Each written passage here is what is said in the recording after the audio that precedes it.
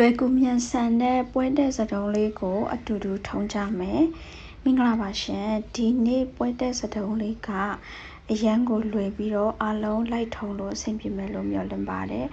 စတုံးထုံးမယ်ဆိုရင်စပင်ကိုခြေထားမယ်တခြားလိုအပ်တဲ့ spray တွေ wash တွေသုံးရင်စတုံးကပို့ပြီးတော့ရုပ်ထွက်လာတယ်ပေါ့နော်ဘေးစီးကိုနားထိပ်အထိခွဲထားပါတယ်နောက်ကချမ်းကိုကြတော့ထိပ်ဖောင်းလေးဖောင်းပါမယ်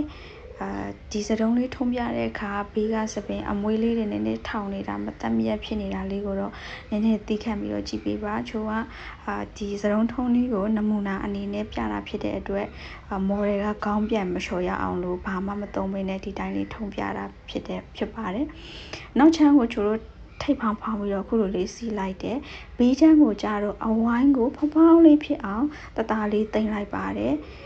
ပြီးရင်နောက်မှကြံလာတဲ့စပင်ကိုကြတော့ကျက်ဆန်မီလေးကျင်မယ်ပေါ့နော်ဒီကျက်ဆန်မီကစပင်ထူရဲဆိုရင်ကြက်လေးယူပြီးတော့စပင်နည်းနည်းပါတယ်ဆိုရင်တော့ခပ်ဖွားကလေးယူပါပြီးရင်တော့ကျက်ဆန်မီလေးအနားလေးတွေကို